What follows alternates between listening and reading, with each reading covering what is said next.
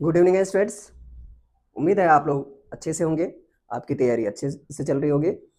तो आज हम जानते हैं चैप्टर 1 प्रश्नावली 1.1 नई किताब में है, पुरानी में 1.2 है। यह है लेक्चर नंबर 3। प्रश्नावली 1.1 का यह तीसरा प्रश्न है। अभाज्य गुणनखंडन विधि द्वारा निम्नलिखित पूर्णांकों के एचसीएफ और एलसीएम ज्ञात कीजिए। कौन सी विधि द्वारा? अभाज्य गुणनखंडन विधि द्वारा एचसीएफ और एलसीएम ज्ञात कीजिए। तो सबसे पहले हम क्या करेंगे, यहाँ पे एक लाइन में खींच लेता हूँ। ये रफ कार्य के लिए रफ कार्य यहाँ पे लिख देता हूँ। रफ कार्य यानी कि जैसे गुना वगैरह करना होगा तो हम लोग इसमें कर लेंगे। और अब इधर जो है ना, हम इसको हल करते हैं। सॉल्यूशन पहला क्या है? 12, 15 और 21। तो सबसे पहले इसका आवाज गुणनखंड निकालेंगे। तो 12 का आवाज गुणनखंड क्या निकलेगा?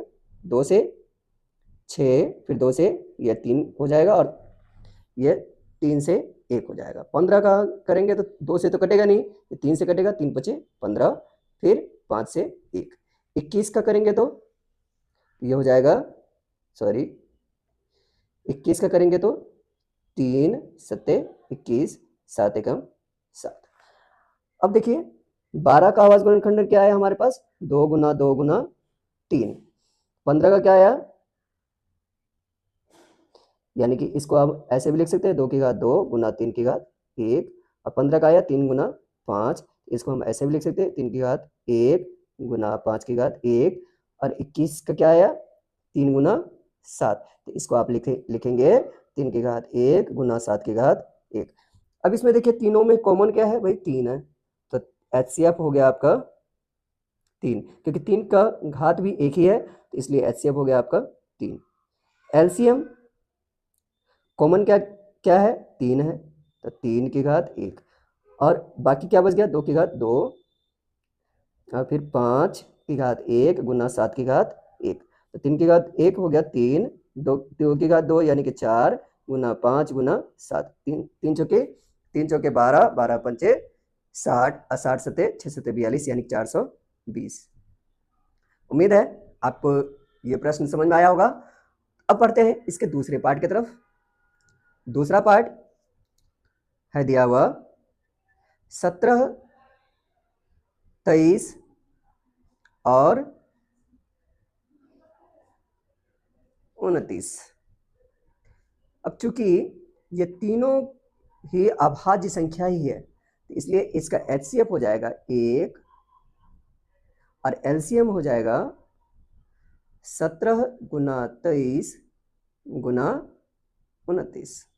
तो अब इसको गुना करते हैं। यहाँ पे हमने रफ कार्य के लिए इसको छोड़ा हुआ था। तो 17 गुना 23, 7 21, 3 एकम 3 2 5 और 17 दूनी 34 हो जाएगा ये। अब ये हो जाएगा 1 5 4 9 और ये हो गया 3। ये हो गया 391 और फिर यहाँ पे 29 से इसको गुना करेंगे तो 9 एकम 9, 9 नीम 81, 8 9 3 27, 8 35, 2 एकम 2, 2 में 18, 1 2 3 6 1 7, 9 एकम 9, 9 में 81 का 1 हासिल 8, 9 3 27, 8 35, 2 एकम 2, 2 में 18, 2 3 6 1 7। तो 9 ये आ गया 3, 8 5 13 के 3 हासिल 1, 4 7 11।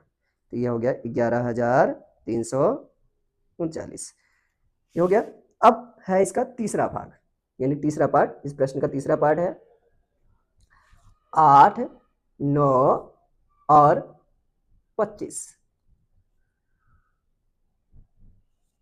8 9 और 25। अब जरा देखिए 8 का आवाज गुणनखंड क्या निकलेगा? 4, फिर 2 से करेंगे तो 2, फिर 2 से भाग देंगे तो 1, फिर 9 का 3 और ये 3 हो जाएगा। ठीक। 25 का क्या हो जाएगा? 5 से 5, फिर 5 से 1।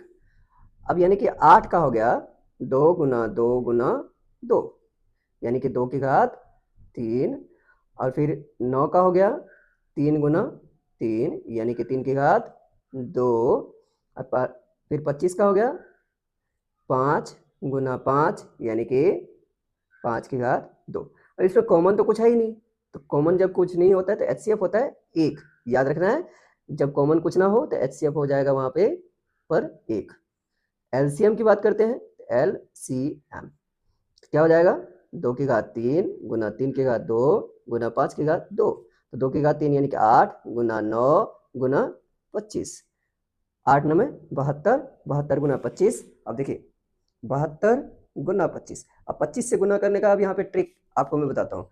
25 25 को हम लिख सकते हैं ना भाई 100/4 लिखा जा सकता है, 100/4। तो क्या करना है, 72 के बाद 2 जीरो लगा देंगे और इसको 4 से भाग देंगे, 4 से ये कट जाएगा 18 और यहाँ पे डबल जीरो।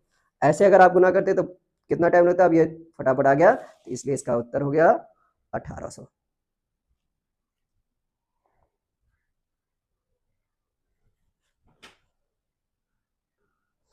अब देखिए प्रश्न नंबर 4, HCF 306 और 657 का 9 दिया है, तो एलसीएम निकालना है हमें 306 और 57 का। तो देखते हैं इसका सॉल्यूशन। देखिए इसमें पहली संख्या आपके पास दी गई है 306, दूसरी संख्या दी गई है 657 और HCF दिया हुआ है 9। तो हमने अभी जानते हैं कि एलसीएम बराबर होता है पहली संख्या गुना दूसरी संख्या बटे में HCF। तो पहली संख्या क्या है, पहली संख्या है 306 और दूसरी संख्या है 657 और HCF है 9।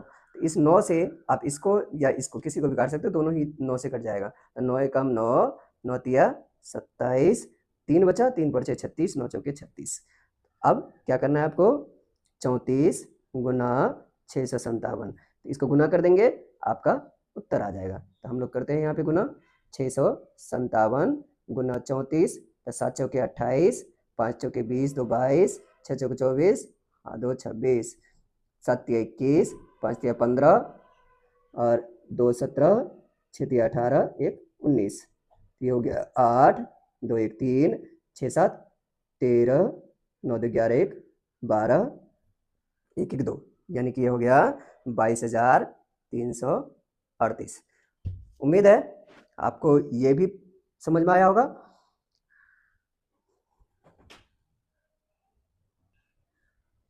अब देखिए प्रश्न नंबर 5 है, जांच कीजिए कि किसी प्राकृत संख्या n के लिए संख्या 6 की घात n अंक 0 पर समाप्त हो सकती है। तो आइए हम इसका हल देखते हैं। हल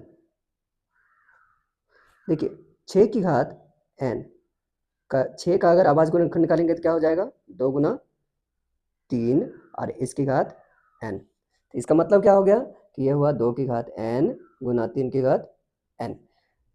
तो चूंकि किसी भी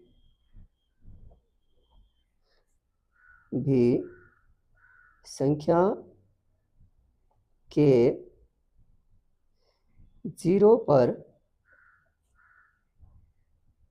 समाप्त होने के लिए उसका अभाज्य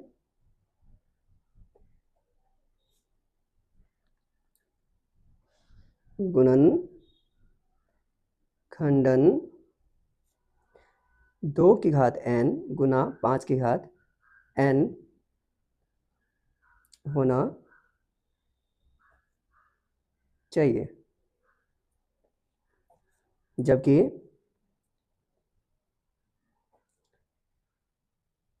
इसका अभाज्य गुणनखंडन 2 की घात n गुना 3 की घात n है। अतः 6 की घात n अंक 0 पर समाप्त नहीं हो सकती है। नहीं हो सकती है। हो सकती है। तो ये तो हुआ आपका हल। अब आइए हम जरा चेक भी कर लें कि क्या सच में होता है कि अगर 6 की घात n है और n की जगह पे प्राकृतिक संख्या की बात की है, एक अगर लेते हैं तो इसका मान कितना हो जाएगा 6। अगर हम 6 की घात n बराबर अगर 2 लेते हैं तो 6 की घात क्या हो जाएगा 2 यानी कि 36। n का मान अगर हम 3 लेते हैं तो 6 की घात 3 यानी कि 6 गुना 6 गुना 6 यानी कि 216। अगर 6 की घात 4 लेते हैं, n का मान अगर 4 रखते हैं तो क्या हो जाएगा 6 गुना 6 गुना 6 गुना 6 यानी कि 1296 हो जाएगा। इस तरीके से हमने देखा कि ये 6 पर समाप्त नहीं होता है। हालांकि आपका सॉल्यूशन यहीं तक खत्म हो गया है। ये तो मैंने आपको तरीके से प्रूव करके दिखाया है। तो अभी के लिए फिलहाल इतना ही। अगले लेक्चर में हम लोग जानेंगे इस प्रश्नावली के 2 प्रश्नों को, प्रश्न संख्या 6 और 7। तब तक के लिए have a nice day, take care.